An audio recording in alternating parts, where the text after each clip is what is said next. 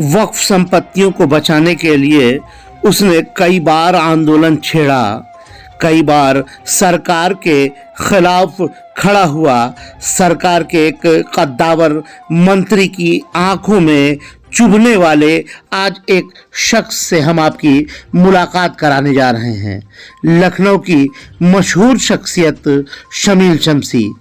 Husaini tiger के संस्थापक और वक्फ बचाओ आंदोलन के सर्वे सर्वा शमील शमसी से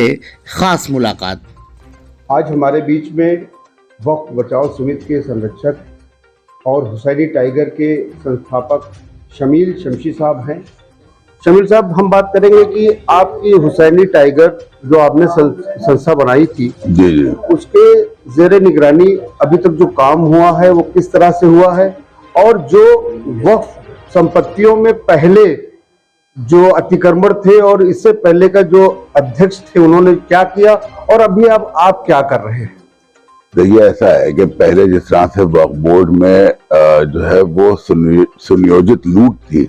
और जिस तरह से वक्फ की संपत्तियों को बेचा जाता था, आपको एक बहुत मशहूर वाकया पता होगा कि मेरठ की एक बहुत बड़ी जमीन जिसको जो था वो माल्या के हाथ कौड़ियों के भाव बेच दिया गया था, उस जमीन तक को निकलवाने के लिए हम लोगों ने पूरा संघर्ष कर लिया है और इंशाल्लाह बहुत जल्द वो भी जमीन अपने हाथ में आ जाएगी। आज लखनऊ में पहली बार ऐसा हो रहा है और उत्तर प्रदेश के और अन्य जिलों में कि जो जमीनें आपकी गई भी थी वो वापस आना शुरू हुई हैं, जबकि वक्फ बोर्ड के लिए बात मशहूर थी कि जितनी संपत्ति है वो सिर्फ खत्म होती थी। लेकिन न्यू हैदराबाद में एक बहुत बड़ी जमीन वापस हुई, इसके अलावा शहीद पथ पे एक बहुत बड़ी जमीन थी, उसको वापस लिया गया। उसी तरह से बहुत जमीनें और बहुत इमाम बाड़े जो कब्जा हो गए थे, यहाँ तक कि कुछ ऐसी संपत्तियां थी सुन्नी वक्फ बोर्ड में भी दर्ज थी, उनको भी वापस लेने का पूरा प्रयास भी जारी है और वापस होना शुरू भी हो गई है। इसी तरह से आप देखें तो जो है मेरठ की भी एक बहुत बड़ी जमीन जो है वो शिया वक्फ बोर्ड को वापस मिली है। और अभी हम देख रहे हैं कि जो शिया समुदाय के लोग जहां पे पहले पूर्व में स्थापित से एक बड़े समूह के साथ रहते थे, आज वहां पे बहुत कम आबादी है किसी वजह से, लेकिन आज भी वक्फ बोर्ड की संपत्तियां वहां पर हैं। तो क्या उनकी देखरेख के लिए, उनकी संरक्षण के लिए क्या आपका कुछ? देखिए, ऐसा है कि बहुत बार ऐसा होता है कि महल्ले और जो आबादियां हैं वो मुंतकिल होती हैं, बदलाव हो जाता है। जैसे लखनऊ में भी बहुत सारे ऐसे महल्ले थे जो पहले शिया बहुल इलाके थे, आज वो सुन्नी बहुल इलाके हैं, लेकिन उनके बीच के अंदर मस्जिदें और वक्फ की संपत्तियां, इमाम बाड़े वगैरह मौजूद हैं, जिनके ऊपर कई बार हमले हुए और तमाम तरह की चीजें हुई, लेकिन आज उनको बचाने के लिए हम लोग प्रयासरत हैं। लखनऊ के पाटनाला इलाके के अंदर एक मस्जिद और एक इमाम बाड़ा, उसको बचाने का काम किया गया है। उसी तरह से जो है वो आप अगर देखें तो ये तो वक्फ जो पहले के वक्फ थे उनकी बात हो रही है, लेकिन अभी रिसेंटली अगर आप देखें तो कम से कम 15 नए ऐसे वक्फ दर्ज हुए हैं कि जो अभी तक वक्फ बोर्ड में दर्ज नहीं हुए थे। तो लोगों ने अपना विश्वास जताया है नए बोर्ड के ऊपर, नए वक्फ के ऊपर, और लोग अपनी संपत्तियों को वक्फ कराने के लिए आ रहे हैं। उसी तरह से आप देखिए तो लखनऊ, मेरठ, मुजफ्फरनगर, मुरादाबाद, इन तमाम जगहों के ऊपर हम लोग नई शिया बस्तियां बसाने में भी तैयारी कर रहे हैं। लखनऊ में एक बहुत बड़ी नई शिया बस्ती बनाई गई वक्फ सज्जादिया के नाम से, जिसके ऊपर आज 3000 से ज्यादा लोग जहां रहते हैं। उसी के साथ साथ अब लखनऊ में एक और नई बस्ती बनाने का काम हो रहा है, जहां पर भी तकरीबन 5000 से ज्यादा लोग रहेंगे। मुरादाबाद और मेरठ में भी तकरीबन 5-1000 लोगों के लिए आवासीय योजना जो है वो शिया वक्फ बोर्ड के चेयरमैन द्वारा शुरू की जा रही है। तो सरकार जिस तरह से अन्य समुदायों के लिए और लोगों के लिए सरकारी योजनाओं का क्रियान्वयन कर रही है, तो क्या हमारे वक्फ बोर्ड के लिए भी सरकार का नजरिया कुछ इस पे विशेष है? क्या उनको कुछ आकर्षित करने के लिए, या जो बेरोजगार लोग हैं या जो गरीब तबका है उसके लिए वक्फ बोर्ड कुछ काम कर रही है, या सरकार से कुछ उनको मदद मिल पा रही है? कुछ बताएंगे। देखिए, हुसैनी टाइगर्स ने अभी एक अधिवेशन के दौरान ये बात कही थी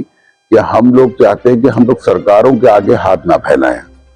हम और अपनी कम्युनिटी की रीढ़ की हड्डी को हम लोग मजबूत करें। रीढ़ की हड्डी को मजबूत करने का तरीका ये है कि सबसे पहले उनको जो है वो रोटी रोजी और उसके साथ ही साथ मकान का इंतजाम उनका कराया जाए। इस क्रम में हम लोग जो है वो बहुत चीजों को वो कर रहे हैं और इसीलिए माननीय चेयरमैन जो हैं उनसे हम लोगों की वार्ता हुई थी और ये तय पाया था कि किसी तरह से इन सब चीजों में इंडस्ट्रीज और जो दूसरे जो बड़े बिजनेस क्लास लोग हैं उनका पैसा इसमें लगवा के और हॉस्पिटल कॉलेजेस स्कूल्स के साथ ही साथ जो है वो यहाँ पे फैक्ट्रियों का जो हमारी बीघों जमीनें पड़ी हैं उनमें फैक्ट्रियों का भी इंतजाम किया। जैसे 400 बीघा जमीन कानपुर रोड के ऊपर एक हमारी है,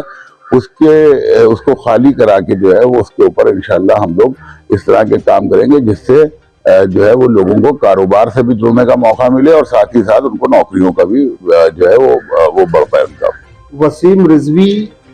की अध्यक्षता में जो वक्फ बोर्ड था और अली जैदी साहब की अध्यक्षता में जो वक्फ बोर्ड है, हमारे ख्याल से आपने दोनों का टेन्योर देखा है और देख भी रहे हैं और बहुत ही नजदीक हैं, तो क्या इसमें बड़ा बदलाव है या कुछ पॉजिटिव है कि क्या है? नहीं, देखिए बहुत बड़ा बदलाव तो सीधा सीधा ये है कि वो वक्फ बोर्ड जो था वो वक्फ को बर्बाद करने की नियत से, बर्बाद करने की मंशा से हर वो जतन करने को तैयार था कि जिसमें लूट में कोई उनको कमी ना मिले। उसी तरह से ये वक्फ बोर्ड जो है वो हर जतन करने को तैयार है वक्फ को बचाने के लिए, वक्फ को आबाद करने के लिए। वसीम रिजवी कोई एक ऐसा क्षेत्र नहीं होगा लखनऊ उत्तर प्रदेश के अंदर कि जिसमें वो वहां का आदमी कहे कि साहब यहाँ का वक्फ बिका नहीं। उसने जुआरी, चोर, शराबी टाइप के लोगों को वक्फ का निगरान बनाया ताकि आराम से वो जो है बेच सके और अगर जो है वो वहां के लोग लड़ाई करने के ऊपर आमादा होते हैं तो वो इस टाइप के लोग जो थे वो मुकदमेबाजी करके उन लोगों को डरा देते थे। लेकिन अब ये सारी चीजें नहीं है। साथ ही साथ एक और बहुत बड़ी चीज हम लोग करने जा रहे हैं कि क्षेत्रीय वक्फ बचाओ कमेटियां बनाने जा रहे हैं ताकि वक्फ का जो संरक्षण है और वक्फ बोर्ड की जो जमीनें हैं उसका संरक्षण जो है वो क्षेत्रीय कमेटियां जो है अपने स्तर पे कर सके, जिसमें अंजुमनों के लोग, जिसमें पूर्व सरकारी अधिकारी, जिसमें और इसी तरह के लोग जो है वो शामिल करके और वो इसकी निगरानी में आगे रहें। मैं सोच रहा हूँ कि इतनी जानकारी हमारे दर्शकों के लिए काफी होगी जो शिया वक्फ बोर्ड के बारे में जानना चाहते थे। बहुत बहुत धन्यवाद शमीर शमशी साहब।